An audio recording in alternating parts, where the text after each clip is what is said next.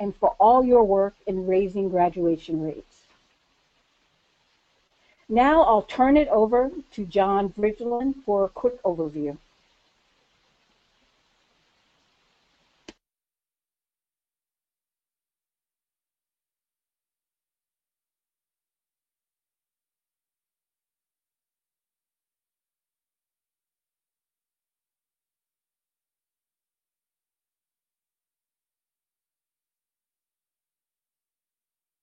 There we are. Hi, everyone. Thanks, Tanya. Good to be with you. As Tanya mentioned, today we're releasing the 7th annual update to the nation on high school graduation rates, both our progress and challenge. This is a bit of a hope spot in the country, an example of something we've all worked together to define a clear goal, the 4-year grad rate of 90% by the class of 2020, follow the evidence to meet it, and stay with it over time and be accountable for our progress. I want to thank our partners, in particular America's Promise Alliance, all the trustees, all the partners, and our supporters, AT&T and its Aspire program, Target and State Farm. They've stayed with this challenge over time as well and provided the support necessary to do this good work. Progress is possible because students, parents, educators, leaders from every sector around the country have been relentless about helping our young people. And our challenges are still quite daunting for various student subgroups to meet America's commitment to equal opportunity. So there's good news this year in this year's report, but plenty of alarm bells as well. So put your safety belts on. This year's report covers national and state graduation rates, who's on pace and off pace to reach the national goal of a 90% grad rate by 2020, but also the path to equity, to do so in an equitable manner. We also do deeper analysis of low grad rate high schools under the new Every Student Succeeds Act definition of 100 students or more with graduation rates of 67% or less, by where they're found, in what states, by school type, looking at regular district schools, alternative schools, charter schools, or virtual schools, and also looking at state variability. It's also the first time done a calculation of how much 5-year and 6-year graduation rates add to the 4-year graduation rate. And we include an analysis of the relationship between increasing high school graduation rates and college and workforce readiness, and finally make policy recommendations to boost our pace and to stay on track. On this next slide, the good news, both measures of graduation rates, the average freshman graduation rate used historically is the best available estimate, and then the adjusted cohort graduation rate that provides individual student identifiers, giving us more particularity and a more accurate picture of graduation rates, have shown encouragingly the same upward trend since 2002 through 2014, the latest data we have for every state. This steady climb of high school grad rates became more accelerated, as you see, in 2006, and in 2012 the nation reached the historic milestone of an 80% high school graduation rate. This trend continued through 2014, the 4th year under the adjusted cohort graduation rate, and hit a record high of 82.3%, up 10 percentage points from the turn of the century after 30 years of flatlining high school graduation rates. All this means since 2002, 2 million more students graduated rather than dropping out, with significant consequences to them, our economy, and society. But after 3 years of being on pace to reach the 90% goal, we sound an alarm bell this year. The rate of increase over the last year is slightly slower, and is now, the country is off pace to meeting its goal. So we have to put our foot on the gas and have a 1.3 percentage point increase every year through 2020 to meet the goal.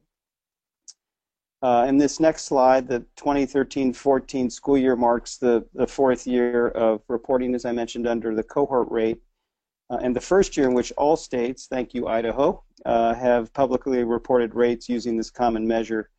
Of the states reporting ACGR since 2010-2011, more than 90% have increased the number of students graduating high school in 4 years.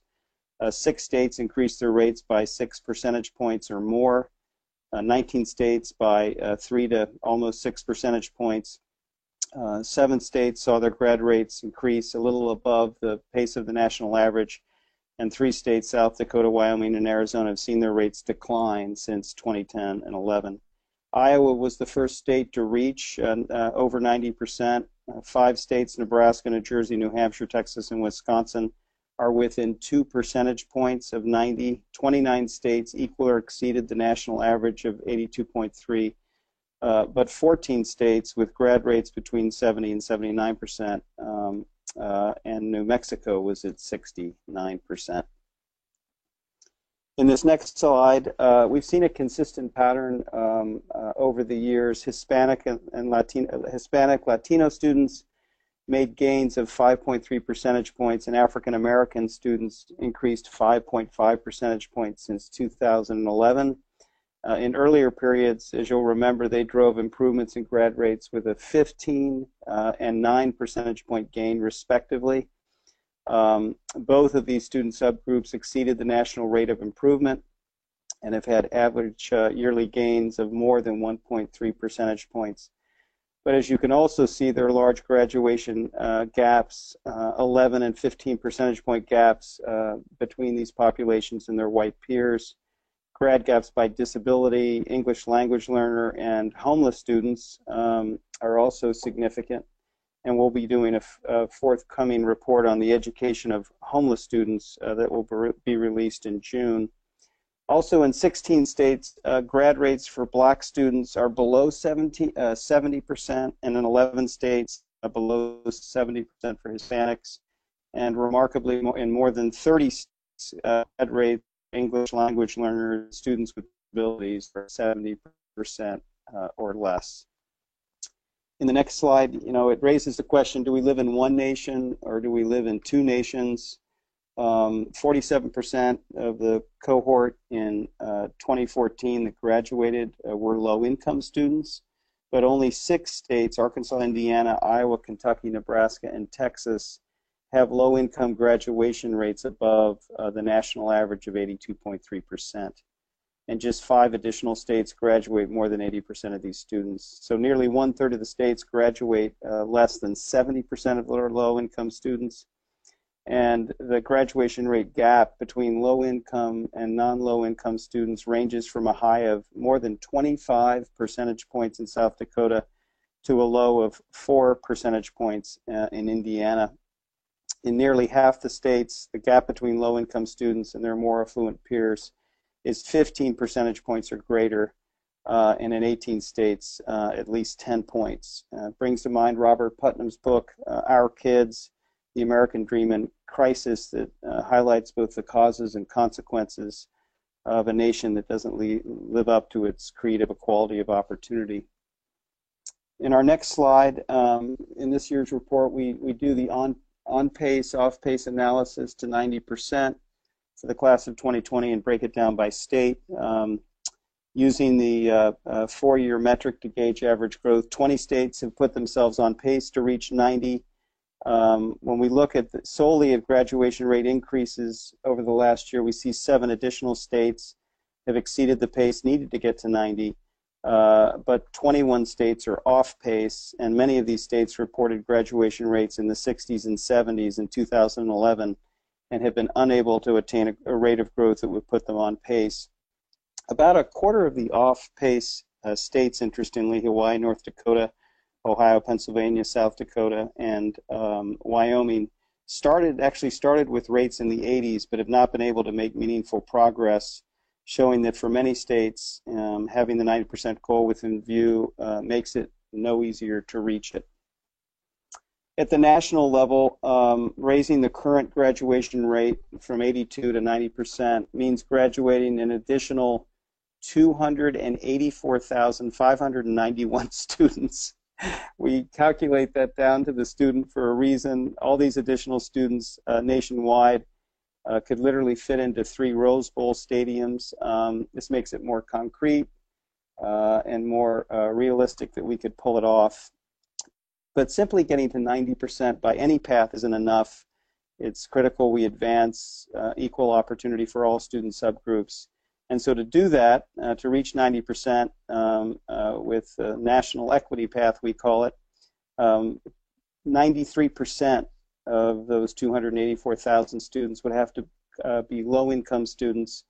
About 41% would have to be students with disabilities. About 40% of the additional grads would have to be black students, and about the same percentage among Hispanic and Latino students, and about 23% English language learners. For the country to graduate, more students reach the 90% and do it in an equitable manner. Finally, for me, before I turn it over to Jen and Bob, this map shows the additional grads needed to get to 90 by states. Within each state, the numbers tell a similar story. In most places, reaching the goal means engaging a relatively small number of students and makes the path forward appear much more attainable. And again, the challenge for most states is to do so in a manner that's equitable. So that's it for me for now, and now over to Jen DePaoli to take us through the next series of slides. All right, thank you, Bridge. So moving beyond some of these national statistics, as Bridge mentioned, this year's report takes a deeper dive into the nation's low graduation rate high schools.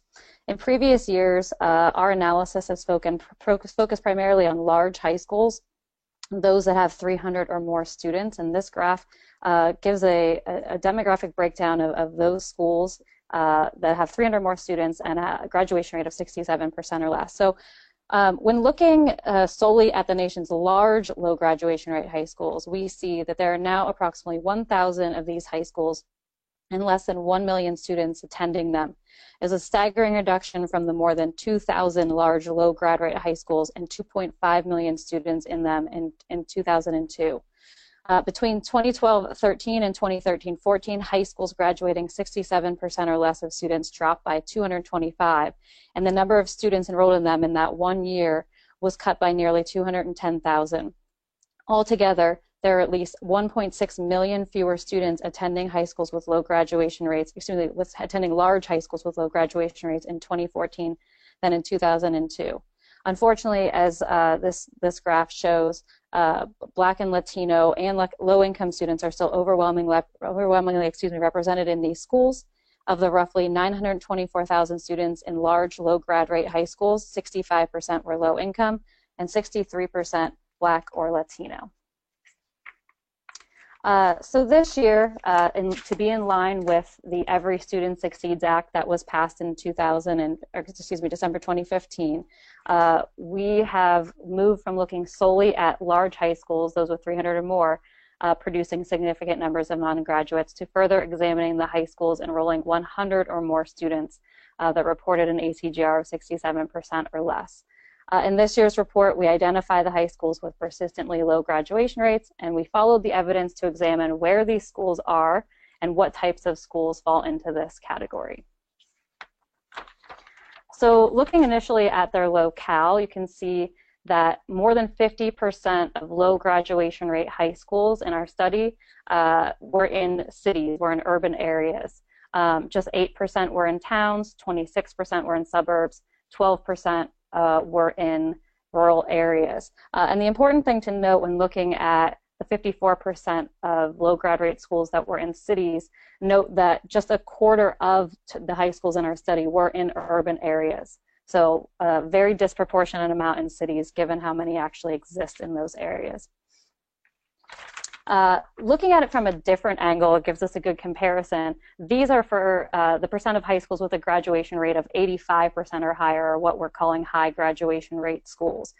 So complete switch here. So we have 39% in rural areas, 29% in suburbs, just 17% of them are in cities, and 16% in towns. So clearly a switch from where these schools are located by whether they're high graduation rate or low graduation rate schools.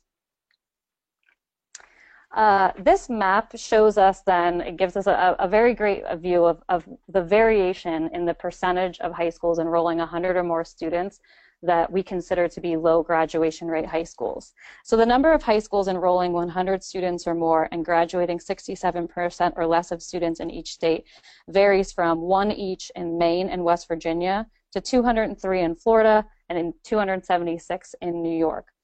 And the percentages, which this map shows, varies greatly as well. In two states, Alaska and New Mexico, low grad rate high schools are 40% or more of all high schools. 30% of high schools were low grad rate high schools in Florida, and more than a quarter of high schools were low grad rate schools in Oregon, Colorado, Nevada, Georgia, and Arizona. With the exception of Delaware, all of the states in which low grad rate high schools make up 20% or more of all high schools have overall grad rates in the 60s and 70s. So clearly the greater number and greater percentage of these schools in each state is having a significant impact on their overall graduation rate. So the second thing that we did to follow the evidence and really look at what these low graduation rate schools, where they are and what they are, is we looked at low graduation rate high schools by type. And when we break it down by type, we find that 41% were regular district schools, 28% alternative schools, 26% charter schools, and 7% virtual schools. If we want to break it down even further, which we do on the next slide, is when removing alternative charter and alternative virtual from the alternative school category, thus leaving just district-operated alternative schools, that takes it down to 23%. Not a significant difference, but enough. And when separating brick-and-mortar charter schools from virtual charter schools, brick-and-mortar charter schools, they get reduced down to 22% of low grad rate schools. So still within that 20% realm. This allows us to focus more intently on those schools that make up large percentages in each school type category. So that's how we refer to them moving forward.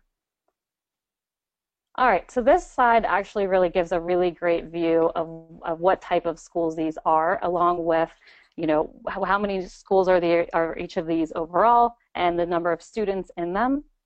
You can also see on this slide we have special ed and vocational schools.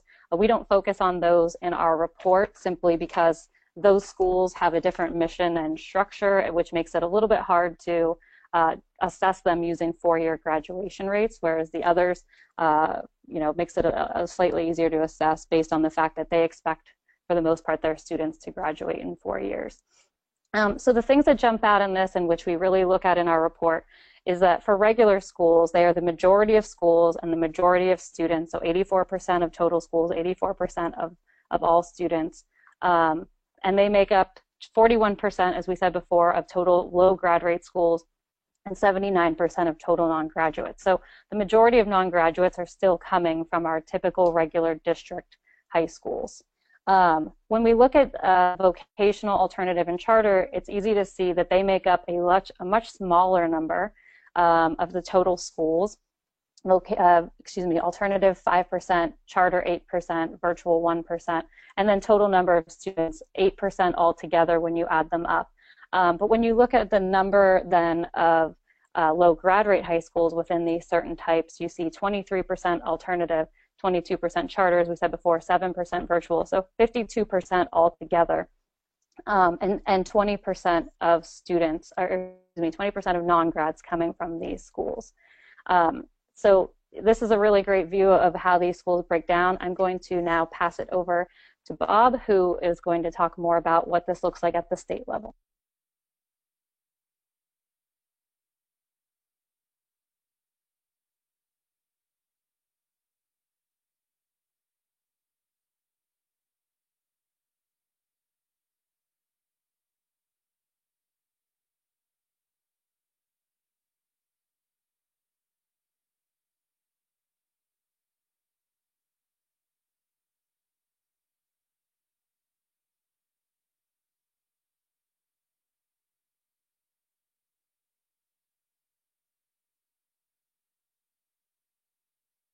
Okay, this is Jennifer.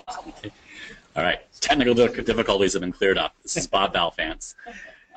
Just going to take a minute to stay on the slide and give us a little bit of a deeper perspective on this. So for 15 years, we've been pushing hard on the need to reform or replace the regular and vocational high schools that enrolled 300 or more kids and really drove the nation's dropout crisis. And in that 15 years, that number has been cut in half, and as we heard, there's a million fewer kids attending those schools. However, there's still about 1,000 left, and a huge part of our work that remains has to be focusing on those 1,000 schools because essentially they've been resistant to reform so far.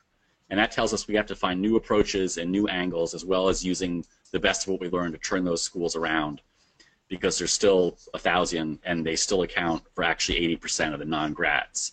What we discovered when we sort of used the ESSA definition and opened our thing to 100 or fewer kids is there has been growth in the alternative and virtual space, and these tend to be smaller schools, which often fly under the radar, but we can see their numbers are adding up. And so when we look at just alternative and virtual together, we can see they're producing over 60,000 non-grads, which they alone means they would fill up about 2/3 of one of those Rose Bowls we have to fill up with turn around from non-grads to grads. And then we also see in the charter space that there's a significant number of kids in a subset of the charters that are not graduating.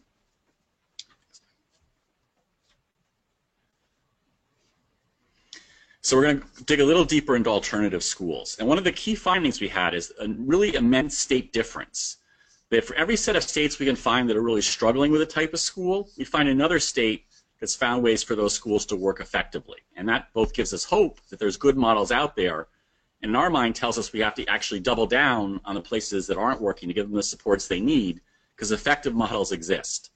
So when we looked at alternative schools, we found that in about 10 states, that half the non-graduates right now are coming from alternative schools, which means after 4 years of schooling, the kids that are not graduating, 1 out of 2 in these states are found in alternative schools.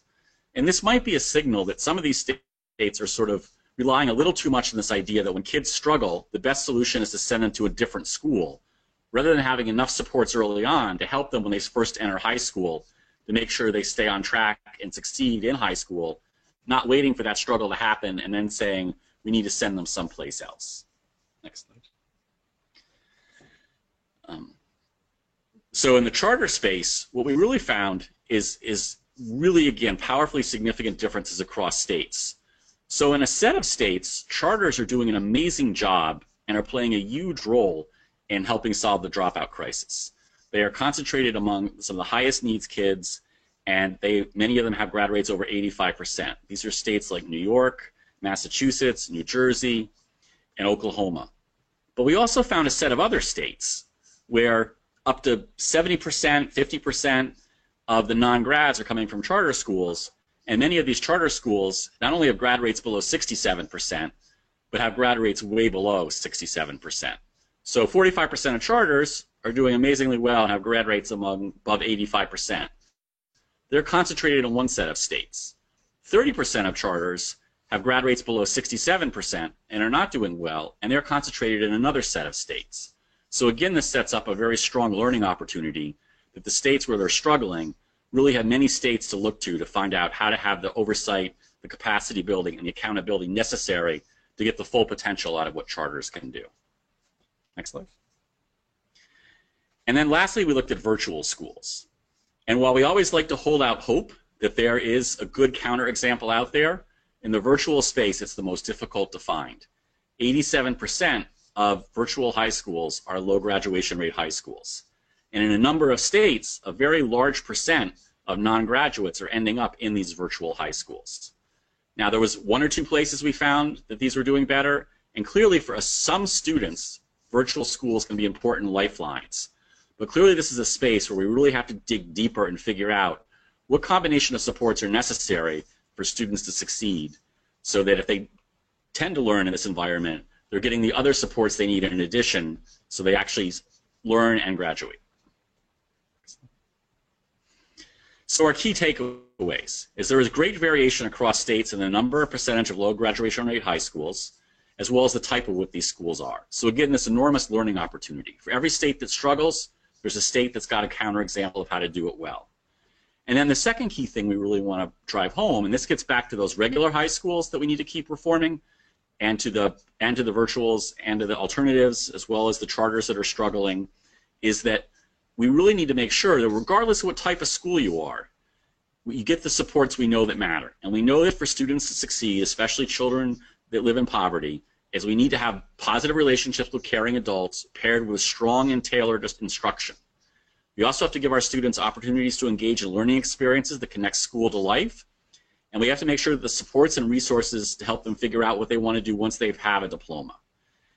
And this should really be the core of any program, regular school, alternative, virtual, charter, that makes sure that students have what they need to succeed. The final section of our report switched gears a little bit and said, as we've been celebrating the rise of graduation rates, there's been a healthy skepticism of, are these rates real, or are they in some sense being manufactured? So we dug deeper in this report to look at some of those possibilities. So the first thing we asked ourselves is there a case that standards have been lowered to enable more kids to graduate? And our report points out two things in this thing. First, the graduation rose most rapidly between 2006 and 2014. And this was actually the era when states were increasing graduation rate requirements. It was the time when more students than ever had to face exit or exit exams or end of course exams to graduate. So actually it got harder to graduate between 2006 and 2014 when more students were graduating.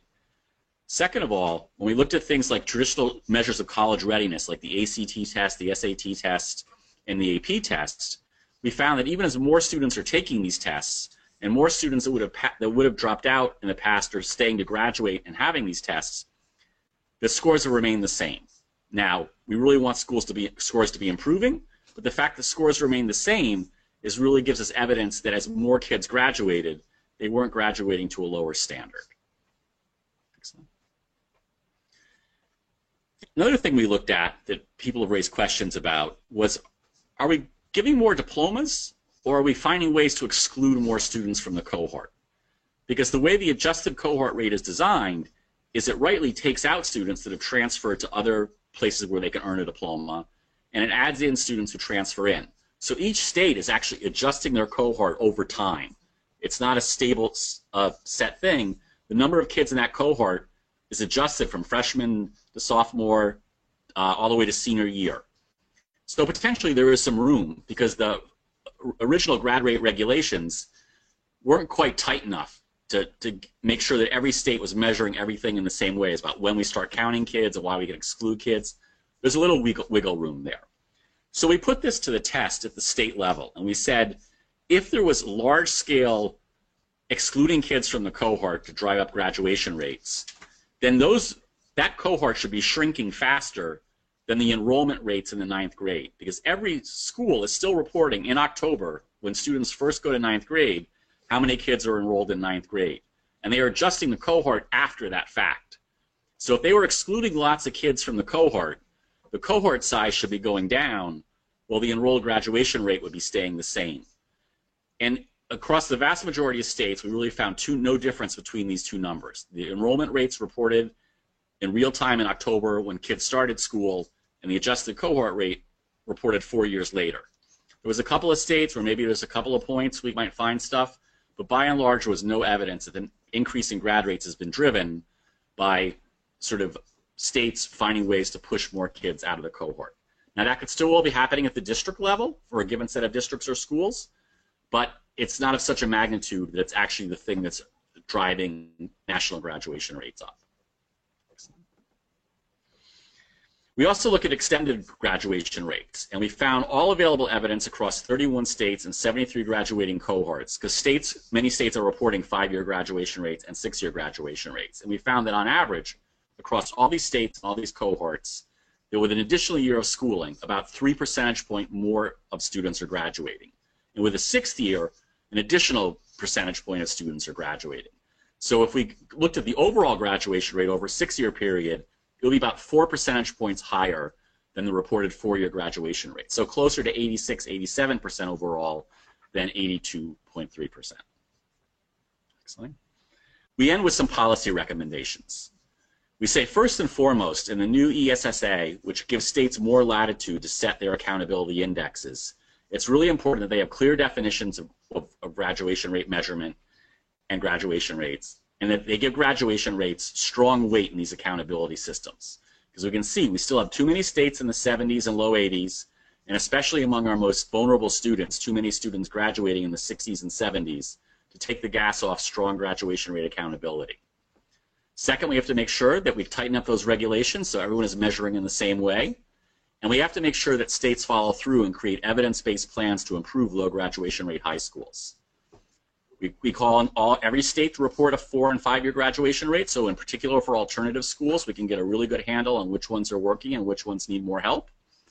And it's very important that alternative charter and virtual schools are within state accountability systems, because sometimes these schools are smaller, they sort of exist on the periphery, and they're sort of not given the attention they deserve, given that we can see that about 20% of non-grads are now coming from these schools.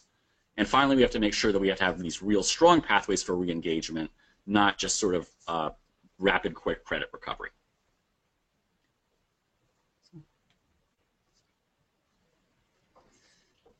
All right.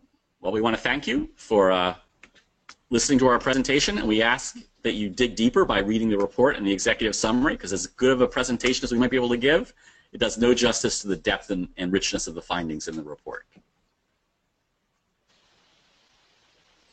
Thank you, Bob and Rich.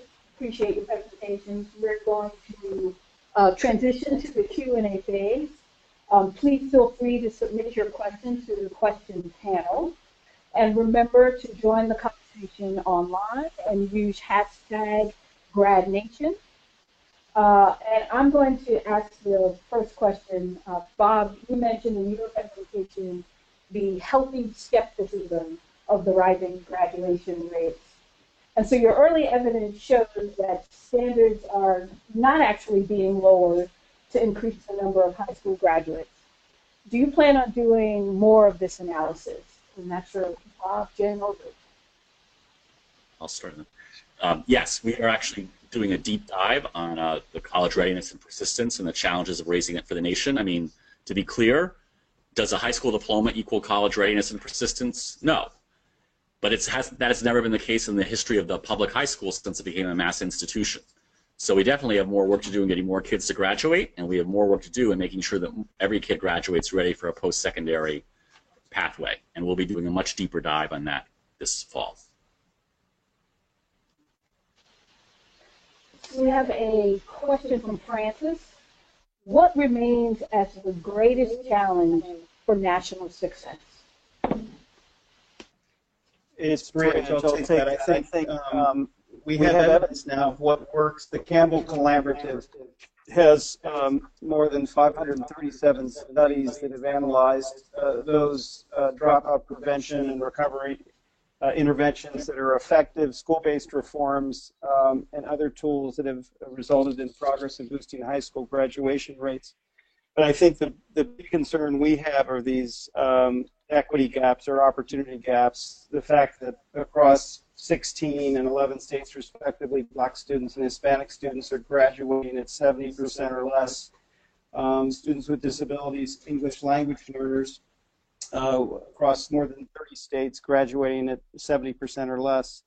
We also note that for the first time, 5 states are currently collecting graduation rates for homeless students, and just looking at those graduation rates, we think that may be the most vulnerable subgroup that we've seen to date, and we'll be doing more work on that. And ESSA requires graduation rate reporting by subgroup for homeless students. So I think that we need to focus in like a laser on those states and districts that have these large graduation rate gaps. And then in turn, and I think one of the benefits of this exercise over the last 7 years has been identifying states like Kentucky and Indiana and others that, for example, have closed their low-income graduation rate gap and have persisted in doing so across many, many years, and understanding why in places like Floyd County, Kentucky, that have extreme poverty rates, they've been able to be successful in closing those grad gaps. So focusing on these equity gaps is a real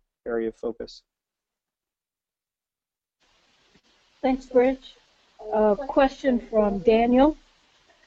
Do you have data maps at the city level showing individual schools and within states big differences between big cities and the rest?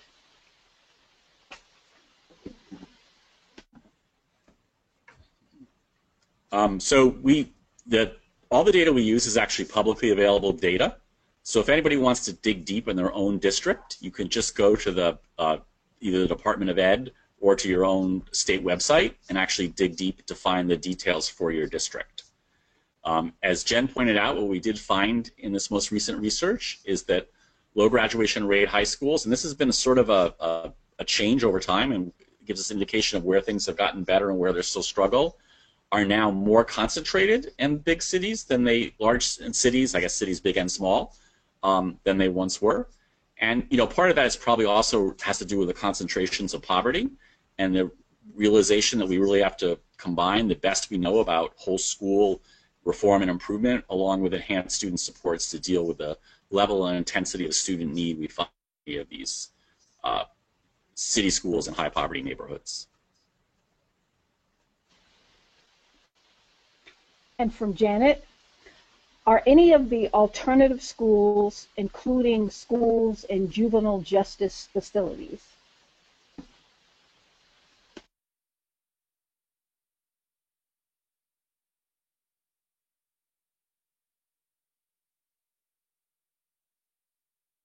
All right, thanks. This is Jen.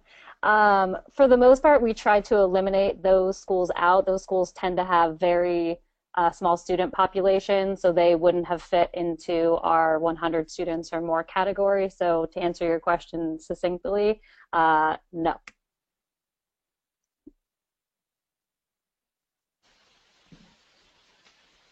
And from Ernie, are you calculating any data about dropout recovery schools whose population enrolls outside of the 4-year cohort?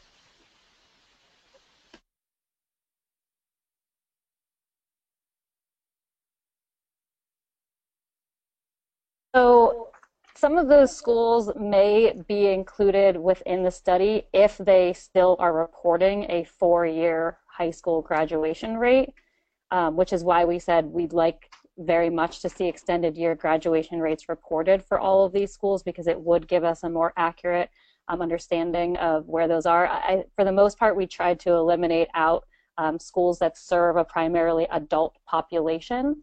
And many of those don't necessarily report under these NCES requirements.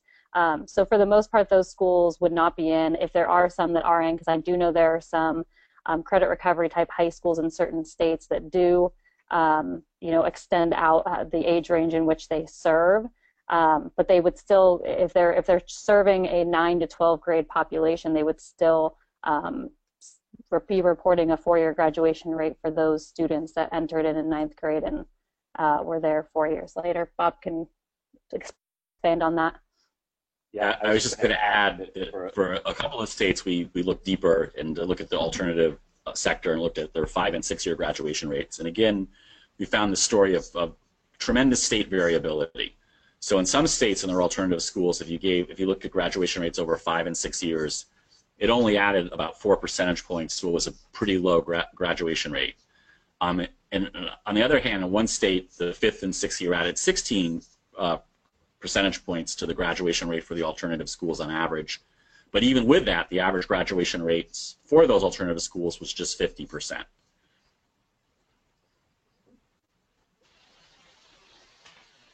And a question from Tony wants to know, do any of you know of examples or sample templates of any evidence-based plans that have worked in a jurisdiction that has seen improved graduation rates?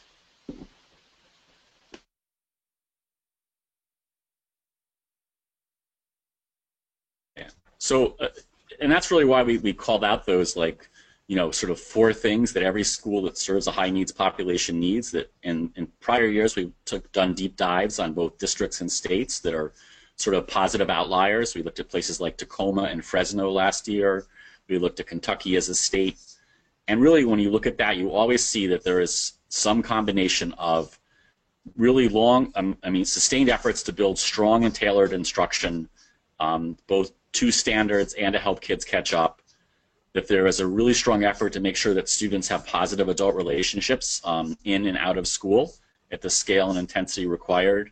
That there are efforts to use some sort of early warning or on-track system to be able to identify kids when they're just beginning to struggle and to move in to help them then, not wait until it's too late. And then finally, there are real efforts to make relevance to what's learned in school to future things and build these really strong post-secondary pathways. Whether it be directly to college or to technical training or to some sort of apprenticeship. And almost all the places that have made big gains, you find some combination of those efforts, and you find that they are very thoughtful and really matching the level of intervention to the intensity of need. Because I think what's happening in many of these schools that are struggling is that the people within them are trying very hard and they're very well intentioned, but many of them have been caught by the scale and intensity of student need and the degree to, and the needs for very strong and sustained instructional models that can deal with the fact that if a 16-year-old student is reading at the 6th grade level when they're in 9th grade. It's Bridge. I would just add that in last year's report, we had a section called Moneyball for Dropout Prevention, where we actually cataloged and identified all the reviews of evidence-based practice in schools and districts that were having gains in terms of graduation rates and student achievement, and just refer you to last year's report in that section that, again, has the Campbell collaboration and other studies that draws on best evidence.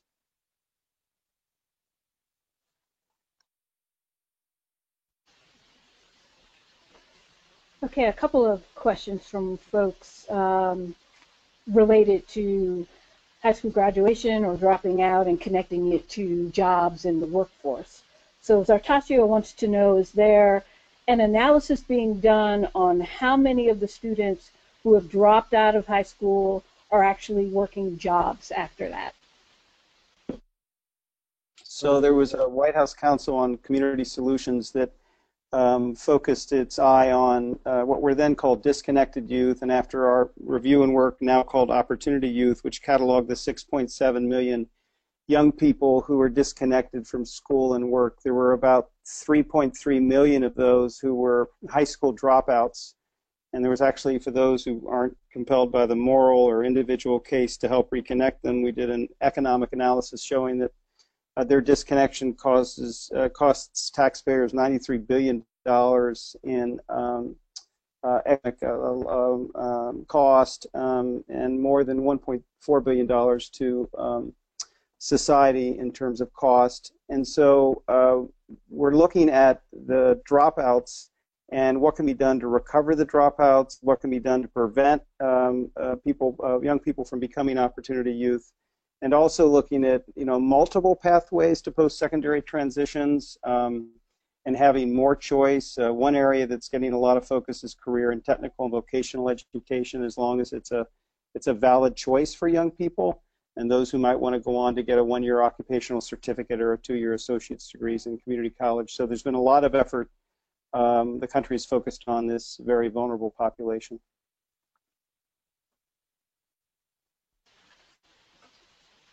And similar, sticking with the workforce and jobs from Leslie, have you seen any effective partnerships with workforce sites for students who have aged out of traditional high school?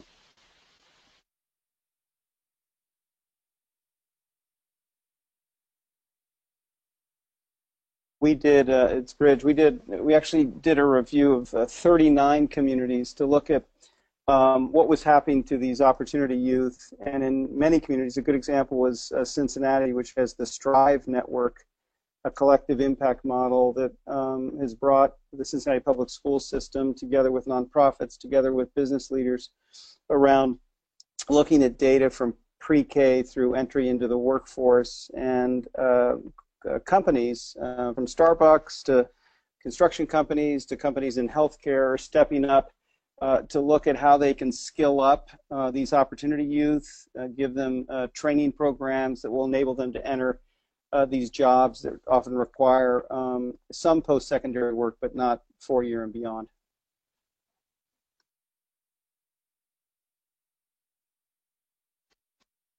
So a couple of questions asking actually about private schools. So Marion wants to know why private schools are excluded from the data reports. And Daniel wants to know, does anyone actually collect information on private schools? So that's a very interesting question. There isn't, private schools are not, there's no regulation that requires private schools to report their graduation rates. They have to report their enrollment rates, and there are many private schools that do awesome, amazing jobs, But one of the challenges of this is there is also, in some states, Texas and Florida, this has been reported on heavily in the media, where unaccredited private schools are, out seeking students, 11th and 12th graders that are struggling, asking them to come to those private schools, promising a diploma, granting a diploma often in a virtual way, and then that diploma is not recognized by the state university system. So we do have some challenges with the fact that private schools sort of exist outside of federal accountability and federal graduation rate regulations.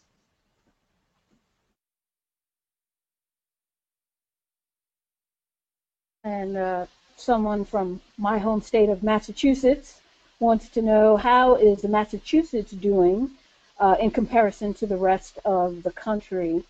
And are there some benchmarks that were used to obtain this information? And that's from Rania.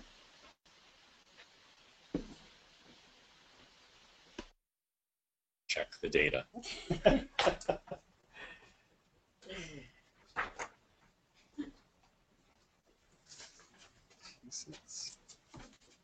So I'll begin. It's Bridge. Massachusetts currently has a.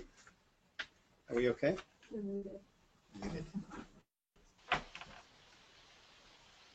Are we there?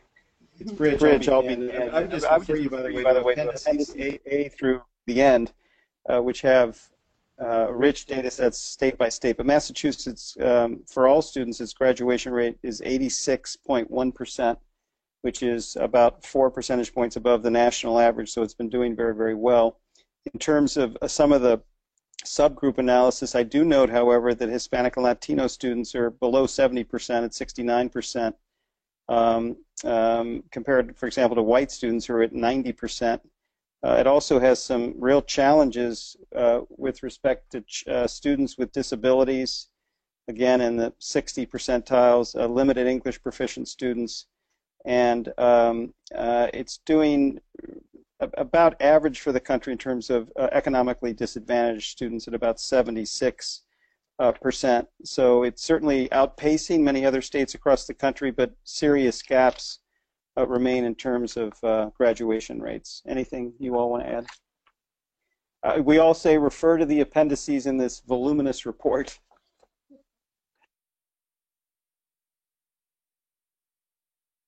A couple of questions that pertain to interventions and their effectiveness.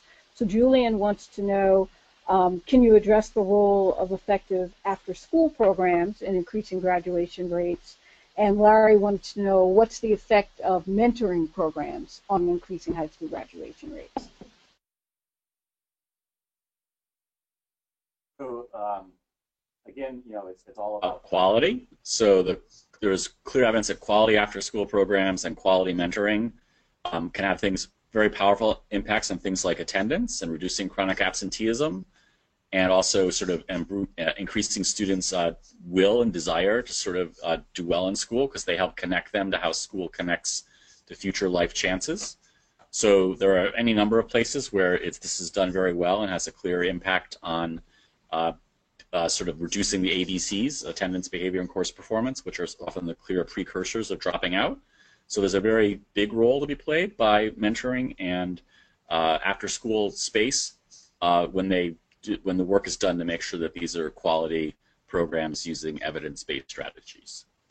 I would just add that we wrote a report called The Mentoring Effect, which also showed that those young people, and by the way, at-risk vulnerable youth, are raising their hands for high-quality near-peer and mentoring relationships, that those who were mentors for at least a year or more, the students reported and the data showed a higher attachment to school, as Bob mentioned, also exhibiting leadership qualities and being more engaged in whether it's debate team or into music or arts or athletics, and also increasing their aspirations to go to college, and often through mentors having real life experiences where they see what a college culture looks like, what a college looks like, and then what it takes in terms of financial aid and meeting the requirements in high school to actually stay on track to complete high school and go to college.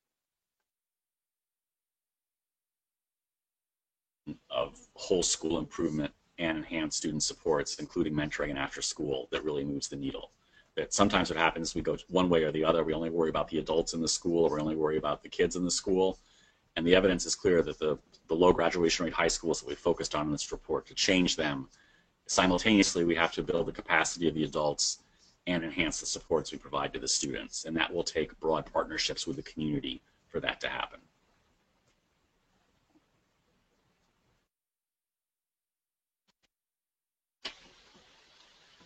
And just,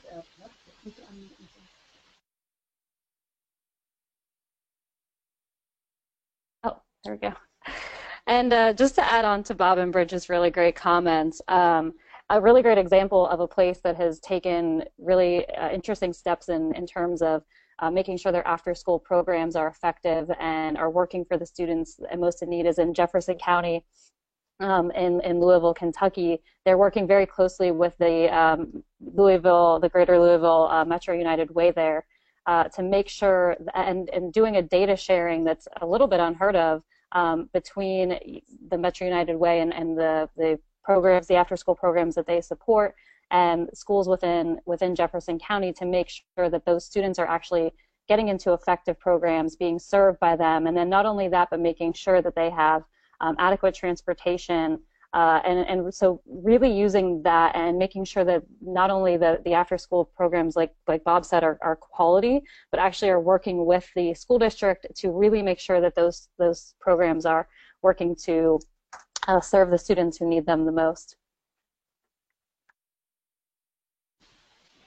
thanks, Jen. Tisha wants to know what defines low income. What's the definition of low income that you all use in the report?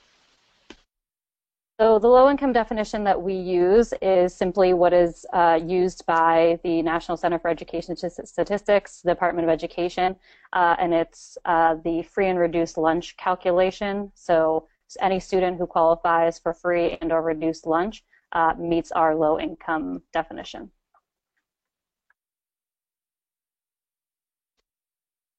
And I am actually going to make this our last question to our presenters. Catherine wants to know, were the results surprising to you, given the high number of low-income kids and kids with lots of challenges that are in alternative, virtual, charter, and even traditional high schools? Wouldn't they be expected to have a disproportionate share of low grad rate schools?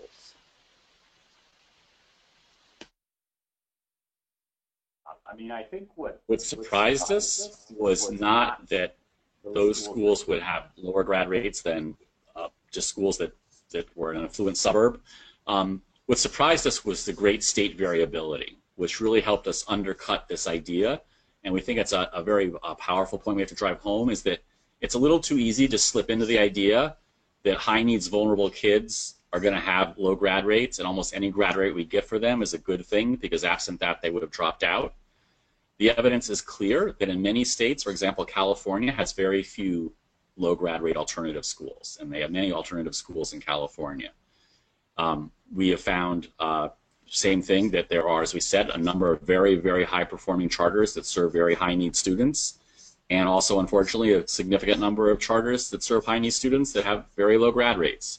So we think it's really a challenge that there are within states and across states clear evidence that it's possible to have pretty high outcomes for high needs kids. Maybe in some places it takes 5 and 6 years, but by and large there's a number of places that are even doing it in 4. And so we think that's a challenge for all of us, not to accept lower outcomes for vulnerable kids just because they are more challenging.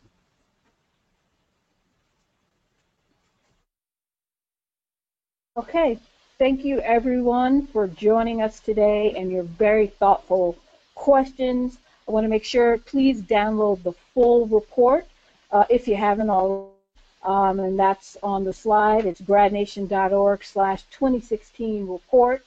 And we know that this Grad Nation campaign is fueled by the hard work you're all doing in communities and at the state level. In partnership with AT&T, we continue to convene our Grad Nation community summits across the country through the end of the year.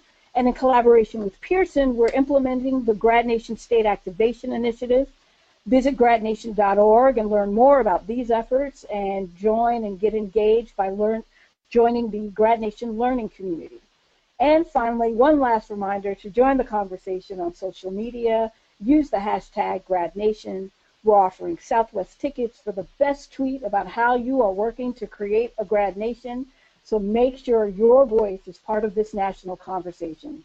Thanks so much for joining us today, and have a great afternoon, everyone.